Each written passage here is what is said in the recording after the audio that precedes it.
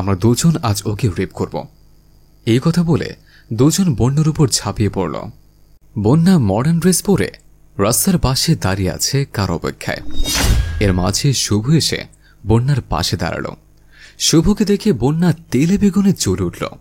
বলতে লাগলেন, তুমি জানো আমি কত কষ্ট করে আমার ফ্যামিলিকে ম্যানেজ করে তোমার সাথে দেখা করতে এসেছি, আর তুমি আমাকে এইভাবে রাস্তায় দাঁড় করিয়ে রাখলে। শোনো, আমি কিন্তু তোমাকে 1 ঘন্টা বেশি সময় দিতে পারবো না। জবাবে শুভ বললেন, সরি বাবা, আমার একটু লেট হয়ে গেছে, চলো এখানে দেরি না করে এখান থেকে যাওয়া যাক। জবাবে বন্যা বললেন, কোথায় যাবার ঠিক করেছ? আমি কিন্তু কোনো বাসায় যেতে পারবো না, যদি পারো ভালো একটা রিসোর্টে চলো, না হলে আমি বাসায় ফিরে যাব। শুভ বললেন, আরে বাবা কোনো ভয় নেই, আমার ফ্রেন্ডের বাসায় যাব, ফ্ল্যাট বাসা, ওখানে কোনো ঝামেলা নেই। বন্যা প্রথমে রাজি হচ্ছিল না, পরে শুভর জোরাজুরিতে বন্যা শুভর সাথে যেতে রাজি হল।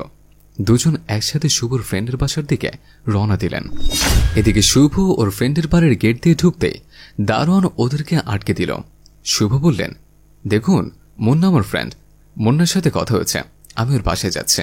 জবাবে দারোয়ান বললেন, মুন্না ভাই একটু বাইরে গেছে, মুন্না ভাই রুমের চাবি দিয়ে গেছে, বলেছে ওনার এক বন্ধু আর বন্ধুর বউ আসবে, তাদেরকে চাবি দিতে বলেছে। আপনি কি শুভ? শুভ বললেন, হ্যাঁ আমি শুভ, আমারই আসার কথা। দারোয়ান পকেট থেকে চাবি বের করে শুভকে দিল।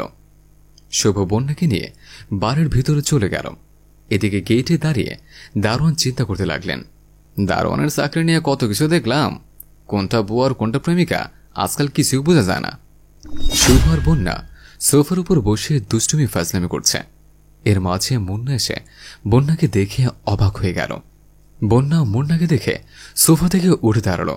শুভ দুজনকে এইভাবে দুজনের দিকে তাকিয়ে থাকতে দেখে জিজ্ঞেস করলেন, কি রে দোস্ত, তুই ওকে দেখে এইভাবে অবাক হয়ে গেলি কেন? তোকে বলেছিলাম না আমি আমার গার্লফ্রেন্ড নিয়ে তোর বাসায় আসবো? ও হচ্ছে আমার গার্লফ্রেন্ড, ওর নাম বন্যা। শুভর কথা শুনে বন্যা মাথা নিচু করে রইল।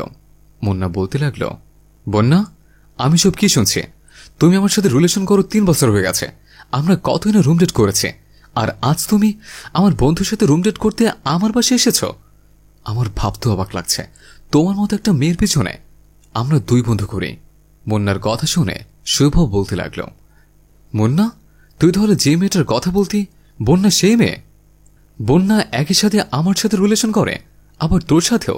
ছি বন্যা ছি, এটা তুমি কিভাবে ভাবতে পারলে? তুমি একই সাথে আমাদের 2টা ছেলের জীবন নিয়ে খেলা করছো। আরে আমি তো তোমাকে মন থেকে ভালোবাসি, ভেবেছিলাম তোমাকে নিয়ে বাকি জীবনটা কাটিয়ে দেব, আজ শেষ পর্যন্ত তোমার মুখোশ এইভাবে উন্মোচন হয়ে গেল।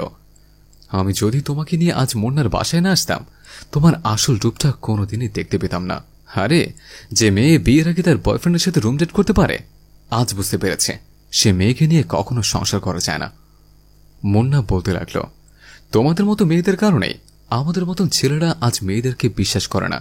আরে আমাদের মতো ছেলেদের মন নিয়ে খেলা করার অধিকার তোমাদের নেই। ভালোই হয়েছে আজ সত্যিটা আমাদের সামনে এসেছে, আজকের পর থেকে তোমার সাথে আমার আর কোনো সম্পর্ক নেই।